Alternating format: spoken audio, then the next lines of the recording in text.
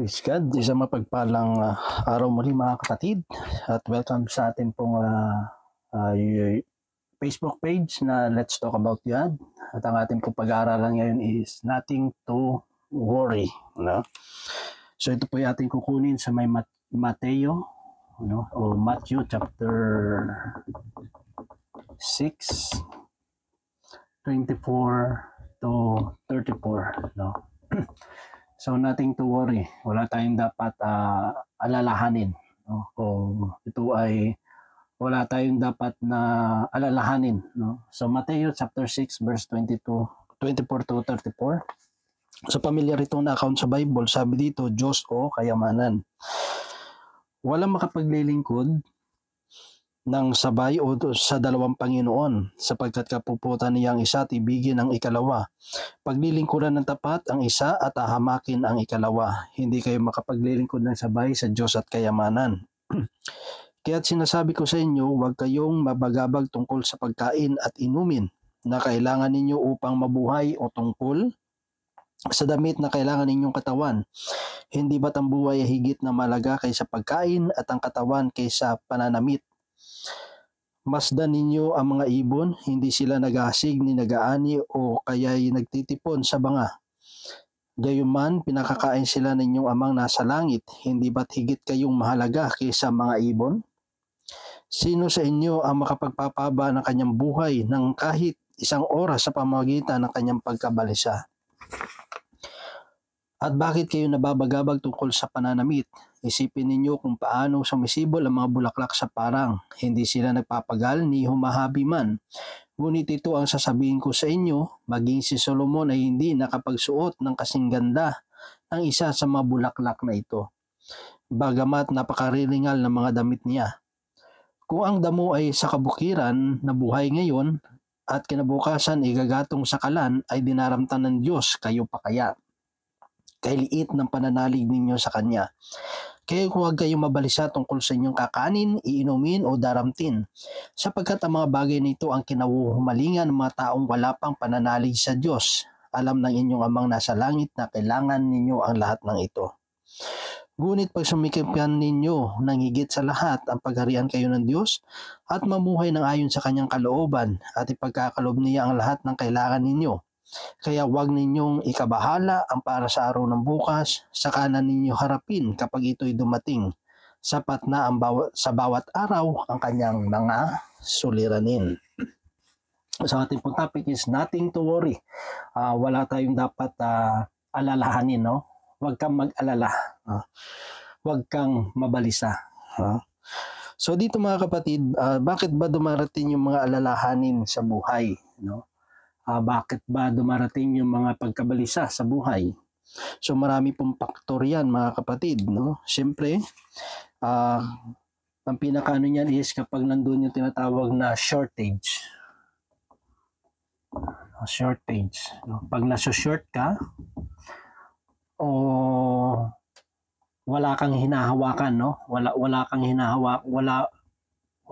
hinahawakan, no? Hinahawakan o financial o pagkain o material na bagay o nandun yung shortage o masabi nating wala kang wala kang magagawa, no? Wala kang magagawa.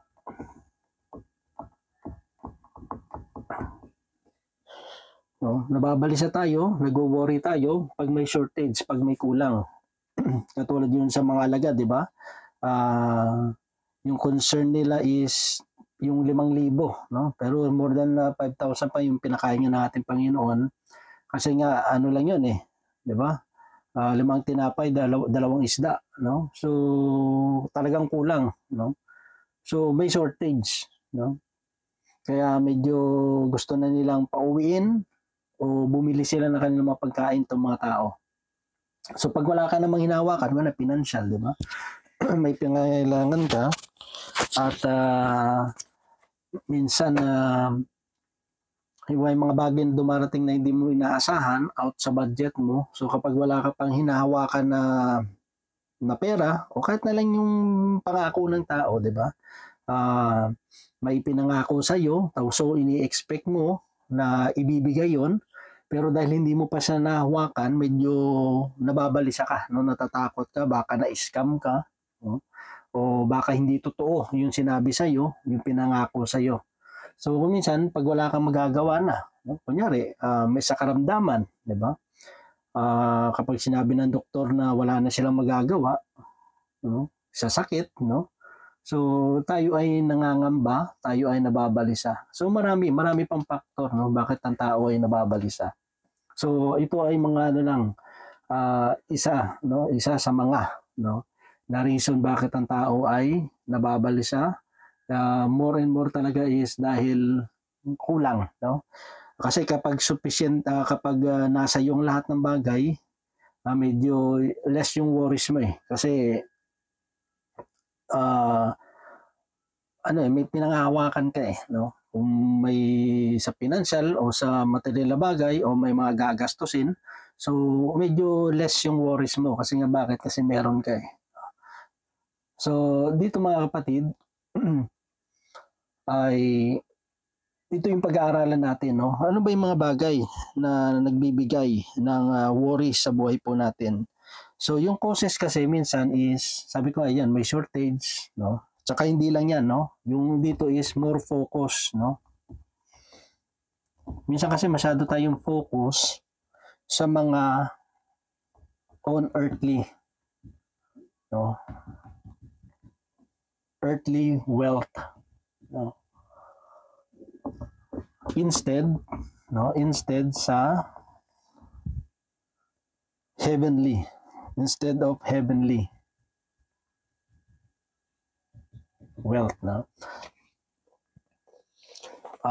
Minsan nababalisa tayo, nagkakaroon tayo ng worries kasi ang tao minsan masyado siyang focus sa makamundong kayamanan, no? Yung earthly wealth instead of heavenly, no? Kaya nga sabi ng salita ng Diyos, magtipon kayo, mag-impok kayo ng kayamanan hindi dito sa lupa kundi sa langit, no? Pero hindi naman ibig sabihin na hindi na tayo mag-iipon dito sa lupa, ano? Ang ano lang dun is kung nag-iipon tayo dito sa lupa, dapat much more tayo mag-ipon doon sa langit, no? Kasi inano lang ng Panginoon yung comparison, no? Na kung ikaw ay mag-iipon ng kayamanan dito sa lupa, ang mangyayari is pag nawala ka, no? Hindi naman ikaw yung makikinabang, no? Hindi naman ikaw yung mag-i-enjoy ng pinaghirapan mo. Hindi pareho kung yung heavenly wealth, yung more focus mo, ikaw talaga yung mag-i-enjoy, no? At ang kagandahan yun, yung iniipon mo, hindi lang yan sa langit, kahit nandito ka sa lupa, nararanasan mo, no? Yung pagpapala ng Diyos sa buhay mo, no? So nararanasan mo na yung pagpapala ng Diyos dito sa lupa, pagdating mo sa langit, mas meron ka pang tatanggapin more, no? Kasi nga meron kang iniipon doon. Pero yung mga bagay na iniipon mo dito sa lupa, yes, may enjoy mo habang nandito ka lang sa lupa, no? Pero pag namatay na tayo, wala na, no? Kasi wala ka namang inipon doon eh, di ba? Sa afterlife, no? Sa heaven. So more kasi ang tao is earthly wealth, no? Kasi nga, yung nga, pag meron ng karamdaman, namumblema na, no, sasabihin niya, paano na itong kayamanan ko, no? Yung mga naipundar ko, so hindi niya na kasi yun may enjoy, no? So more tao kasi is more focused sa mga earthly things, no?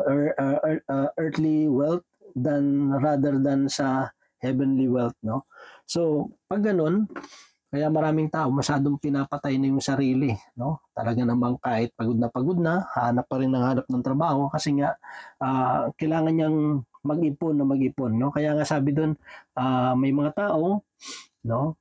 Ipon sila ng ipon ng yun nga, pinapatay nila yung katawan nila sa trabaho para lang magkaroon ng wealth dito sa mundo.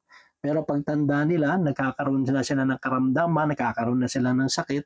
So instead na yung mindset nila na pagtanda ko, i-enjoy ko yung buhay ko kasi marami na akong ipon. So naging baliktad yung nangyari, no? So imbes na mag-enjoy sila pagtanda nila, hindi nila ma-enjoy. Bakit? Kasi puno na sila ng karamdaman, no? Puno na sila ng sakit. So yung mga naipon nila, kulang pa para ipangbayad, no? Ipangpagamot sa kanilang mga karamdaman, no? So ganun no? Nagdudulot din ng worries yung masyado tayong focus, no? Sa earthly wealth, no, sa mundong ito. So hindi ulitin ko po, no, hindi naman pinagbabawal na mag-ipon ka dito sa mundo, no. Ang ano lang doon is more ka lang kasi naka-focus doon at pinabayaan mo yung heavenly, no. Yung earthly wealth dito mo lang yan may enjoy sa lupa. Pero yung heavenly wealth, ang kagandahan doon, ini-enjoy mo na habang buhay ka pa dito sa mundo, nag-e-enjoy ka na sa pag-iipon, and the same time pagdating mo doon sa langit mas more mo yung pa mai-enjoy kasi nga hindi lang ang pag-iipon kasi sa langit, hindi lang yun ang benefits niya, hindi lang doon sa langit, kahit nandito ka nai-enjoy mo yung benefits, no? Kasi nga binibigyan mo ng halaga more and more yung heavenly things, no? So yan isa sa mga reason bakit nagwo-worry ang tao. Ikalawa, no, yung more than focus sa physical, no, yung more focus, no, sa material na bagay, sa physical, no, financial,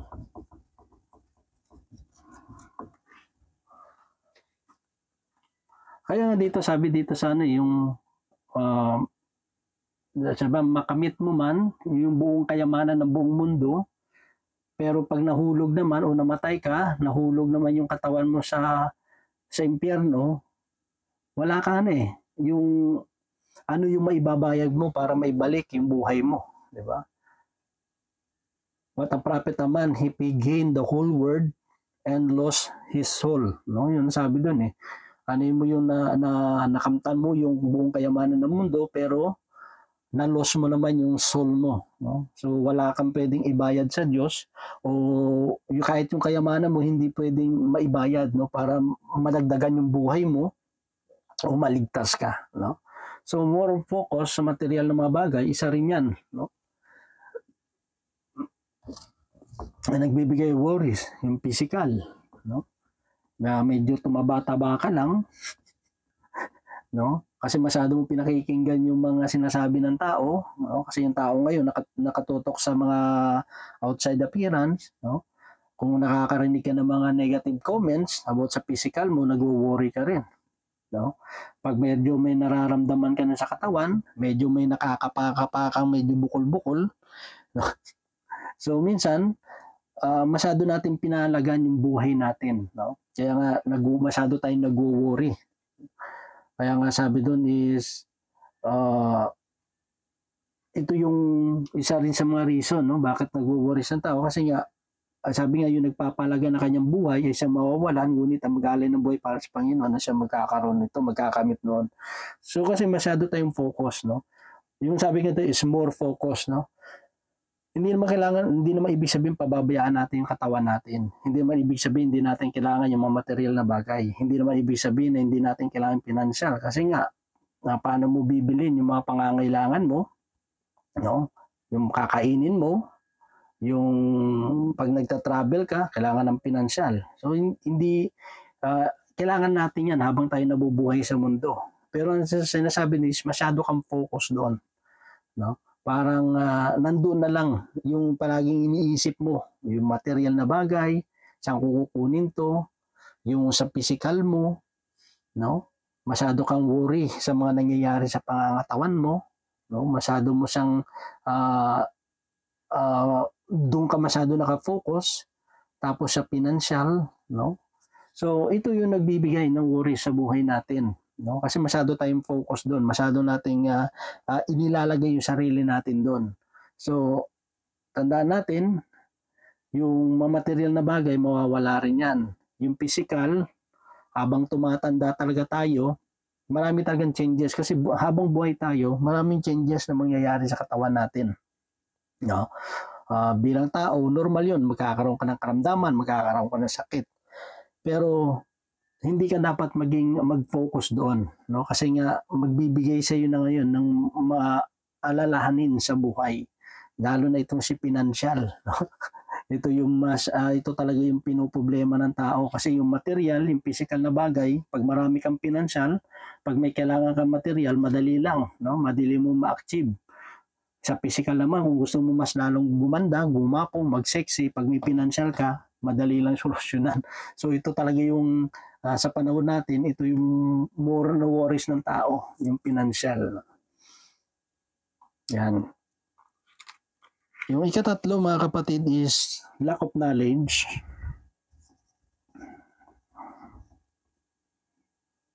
No? Yung lack of knowledge about God's providence, no? About God's providence. Yung provision ng Diyos, no?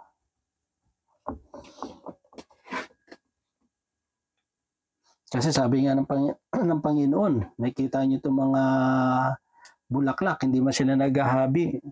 Pero kahit si Solomon pa na mariringal yung kanyang mga damit, hindi nakapagsuot ng mga sinusuot ng mga bulaklak, no? Yung mga ibon, di ba? Hindi man sila nagtatanim pero provided ng Diyos yung kanilang pagkain, no? Yung lack of knowledge about God's providence na nakakalimutan natin, no? Sabi nga sa may Philippians chapter 4 verse 19, no? So basahin natin yung Philippians chapter 4 verse 19. Sabi doon,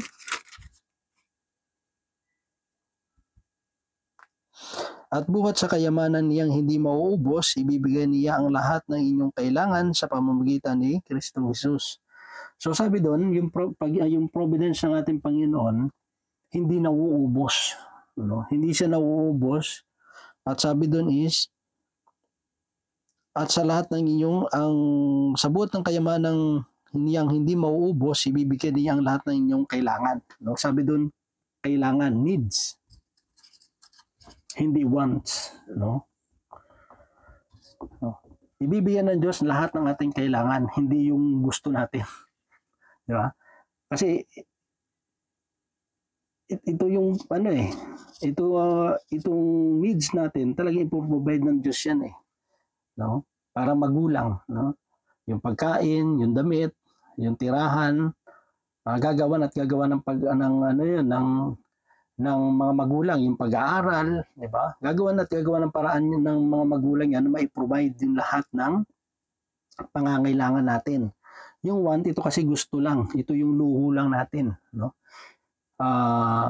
Minsan kasi ang tao, mas nakafocus sila yung bakit gusto nila itong material, itong physical, itong financial, kasi more and more, ang tao kasi nakatutok lang dun sa luho. No? Pag hindi nila na-achieve, hindi na nakuha yung luho nila, kaya na sila masyadong nag-worry. No? Kasi more sila is sa wants. No? Pero ang ating Panginoon, yung lahat ng pangangailangan natin, ipro-provide yan ng Panginoon. No? Kaya nga, lack of knowledge about God's providence, minsan yung kakulangan natin ng kaalaman sa pagiging sufficiente ng Diyos as a provider ng ating pangangailangan, ay nagwo-worry tayo. No? So, lack of knowledge about God's providence. No? Sabi doon, sa kayamanan niyang hindi mauubos. No? Ibig sabihin, yung kayamanan ng Diyos hindi nauubos yan. Yung kayamanan natin dito sa mundo, nauubos yan. Di ba? Yung financial, yung material na mga bagay na yan, naluluma yan, nabubulok yan. Kaya sabi, inaanay yan. Pero pag doon sa langit, walang magnanakaw, walang anay, no? Hindi maluluma, no? Yung mga bagay na iniipon natin doon sa langit, no? So, yung needs, no? Lahat ng ating pangangailangan ay provide ng ating Panginoon kasi nga yung kanyang kayamanan, hindi ito nauubos. At lahat ng ating pangangailangan, sabi doon, lahat, no? Lahat. So, walang sabi mo, ito lang yung provide ng Diyos, ito lang. Hindi. Pero sabi doon, lahat ng kailangan, no? Hindi niya sinabi lahat ng gusto natin, kundi lahat lang ng kailangan natin, no? Lahat ng pangangailangan natin i-provide, no? Ibibigay ng Panginoon. Kaya kung alam natin na yung pangako ng Diyos, alam natin na siya yung nagpro-provide ng ating mga pangangailangan, hindi ka masyado nagwo-worries kasi alam mo, God will provide. No? Pero siyempre, pag sinabi natin God will provide, hindi naman ibig sabihin na wala na tayong gagawin. Di ba? So, meron pa rin tayong gagawin, mga kapatid. No? God will provide, ipro-provide ng Diyos yung pangangailangan natin, pero dapat meron tayong action din gagawin. No, hindi naman kasi magic yan, no? Na pag humingi ka sa Diyos, ibibigyan na lang ng Diyos na basta-basta. So, ipoprovide ng Diyos yun, pero kailangan may action ka. So, yung action na gagawin mo, ituturo sa iyo ng Diyos kung ano yung gagawin mo through prayer, no? Sa prayer, kaya nga tayo nananalangin, hihingi natin sa Diyos yung pangangailangan natin, tapos sa pamamagitan yun, tayo naman i-guide ng Diyos, no? God will guide us, no? Kung ano yung dapat natin gawin para yung pangangailangan natin ay may provide, no? Kaya nga sabi nga nasa Diyos ang awa, nasa tao ang gawa, no? Yung pag-provide ng Diyos sa pangangailangan natin, ituturo niya, no? Kung tayo nananalangin, lumalapit sa kanya, bibigyan niya tayo ng karunungan, no? I-guide tayo ng Diyos para ating masumpungan yung kailangan natin, no? At matanggap natin ano man yung bagay na kailangan natin, no? Sa araw-araw na ating pangangailangan. Diba? Pag wala kang bigas, edi maghanap ka. Diba? Parang gano'n yan eh. Hindi pwede yung mananalangin ka lang, Lord, gusto ko ng bigas. So, ang Diyos, ibig sabihin yung pumunta ka doon sa, sa bentahan ng bigas. No? So, meron kang gagawin. No? Hindi lang hingin mo siya, kailangan mong tumayo at magbanat ng buto at magpapawis para magkaroon ka ng pinansyal, pambili mo ng bigas.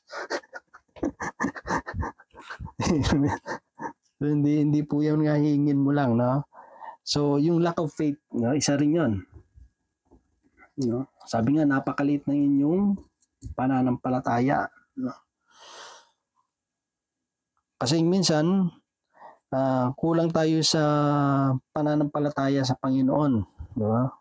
Kasi katulad yan, pag ikaw ay may pagagawa ka sa isang tao, tapos kilala mo yung gagawa, tapos medyo kulang yung confidence mo sa kanya, so imbes na siya na lang pagagawin mo, imbes sabi ko, yung ibabayad ko dito, wala rin naman, no? Wala mapupunta, hindi rin naman ako masasatisfy. So imbes paggawa ko sa kanya, ako na lang yung gagawa, no? Kasi nga bakit lack of faith, yung lack of confidence ka, no? Lack yung trust mo, no? Kasi nga yung faith, tatlong bagay yan, yung believing, trusting, and expecting, no? So dahil wala kang believe doon, parang wala ka naman tiwala, so you don't expect na may magandang resulta. So yung faith kasi ganun no? You believe, you trust the Lord, and because you believe, you trust the Lord, you expect na may mabuting mangyayari. Pero lack of faith, minsan dahil wala kang believe doon, wala kang tiwala doon, so imbis pa ubaya mo sa kanya, ikaw na lang gagawa kasi nga hindi ka nag-i-expect na mayroong magandang mangyayari, no? So yun lack of faith minsan natin sa Panginoon, no? Kasi pag lack of faith ka, minsan wala kang believe sa Diyos kasi minsan masyado kang believe sa sarili mo, no? Minsan mas believe pa tayo sa tao, mas believe pa tayo sa magagawa ng siyensya kaysa sa magagawa ng Diyos, no? Yung tiwala natin, no, imbes magtiwala tayo sa Panginoon, mas tiwala tayo sa hinahawakan nating material, sa financial o kaya yung naipon nating kayamanan, doon tayo nagtitiwala.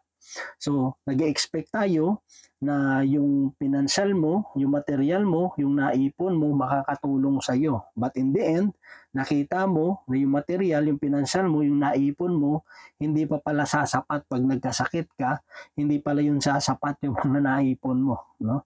So, dapat yung para mawala yung worry sa buhay natin, tayo ay magkaroon ng pananampalataya sa Panginoon. Yun din ang nangyari kay Pedro, di ba? Nang lumakad ang ating Panginoon sa tubig, lumakad din, no?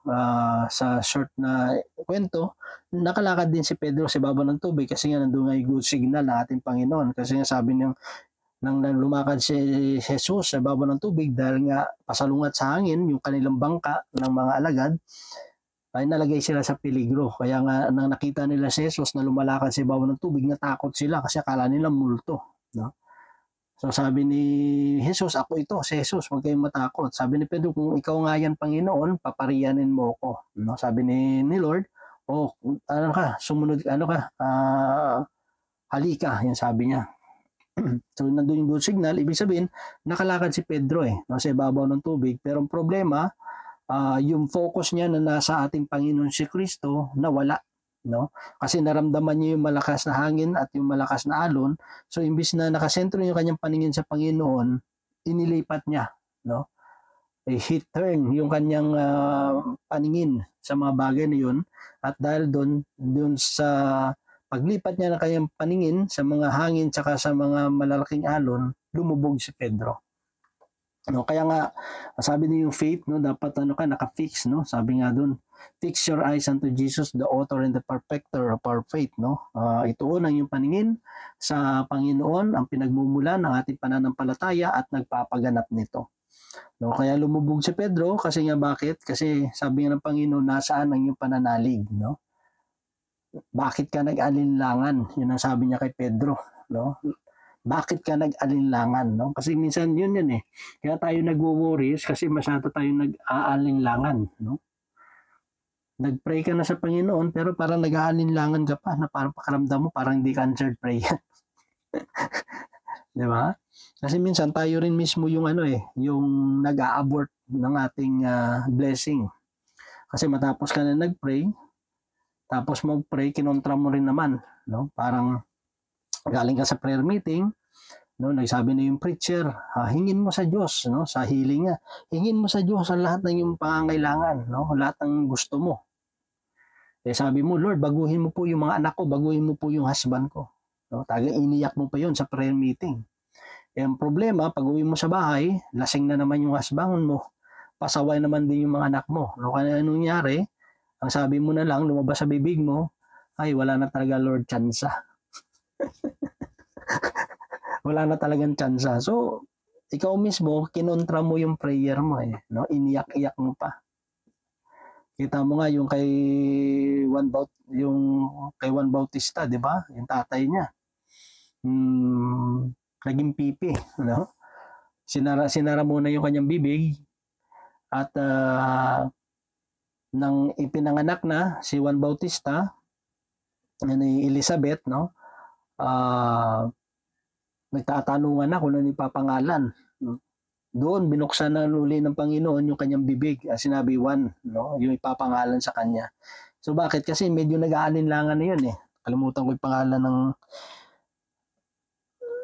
diba? Yung tatay ni Juan, medyo nag-aalinlangan nga kasi sa edad nila no? Tapos baog pa si Elizabeth. So para hindi maiwasan na ma-abort o makasalita siya ng negatibo, so pinigilan na, no? Sinara yung kanyang bibig para hindi na siya makapag salita pa ng negatibo o kokontra doon sa biyaya ng Diyos, no? Na imbis na matanggap nila, baka para yan ko sa atin na pera na naging bato pa. So lack of faith. Tapos yung panglima, yung thinking, yung about, no? Yung masyado tayong concern, no? Yung concern, mas maganda siguro. Concerned about the things to come. Things to come. No? Minsan masyado tayong concern sa mga bagay na darating. Kaya nga sabi ng Panginoon, ang bawat suliranin natin, tama na, no? Kung may suliranin man tayo sa araw na ito, yan lang yung talagang mas dapat nating tuunan ng pansin, no? Pero hindi naman ibig sabihin doon na hindi na natin magpaplano sa future natin, no?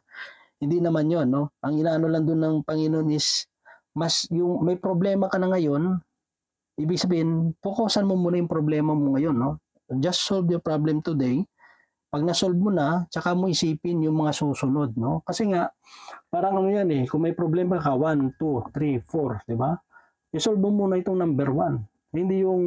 Hindi mo pa nasosolve yung number 1, tatalo ka na sa number 2, number 3, number 4. So, ano mangyayari? Magpa-filing lang yan no? Magpapatong-patong yung problema, wala kang masusolusyonan. Kasi bakit? Kasi wala ka namang sinusolve no? Ibig sabihin, isolve mo muna yung una bago ka tumalon sa ikalawa. Kasi kung lahat na yan, problemahin mo yung ano ba yung mas dapat mo unahin? Ano ba yung dapat mong problemahin? Ano ba yung dapat mo solusyonan? Kasi kung lahat yan, isasabay mo, masisira yung ulo mo. Kaya yun ang ayaw ng Panginoon, no? So, isolve mo muna. Kasi pag hindi mo sinolve yan, lahat na lang papasukan mo, so wala kang masosolve, wala kang matatapos. Kaya sabi doon, kung may problema ka ngayon, isolve mo muna. Diba? Hayaan mo muna yung mga susunod na araw. Ang mahalaga, nasosolve mo yung problema ngayon. Pero kasi, ang problema, hindi mo pa nasolve yung problema mo ngayon, pati yung problema bukas, sa susunod na bukas, saka bukas, masyado mong pinoproblemahan. No? So, ulitin ko, hindi naman ibig sabihin na hindi mo pagpapalanuhan o isipin yung araw na yung mga darating. Kasi nga, nandun yung pagpaplano na plano mo. Ang ano doon ng Panginoon is, huwag mo masyadong isipin yung isang bagay, yung sa mga susunod na araw, kung yung problema mo, yun hindi mo pa nasusolusyonan. No?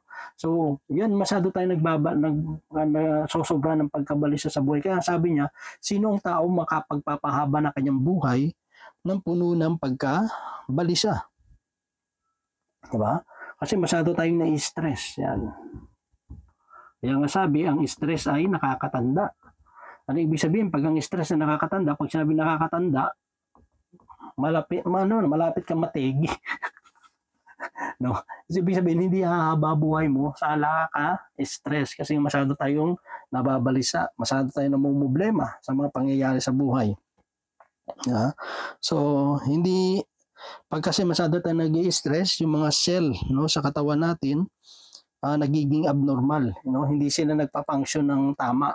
Siyempre, pag hindi nagpa-function ng tama, meron talagang hindi magandang epekto sa katawan natin.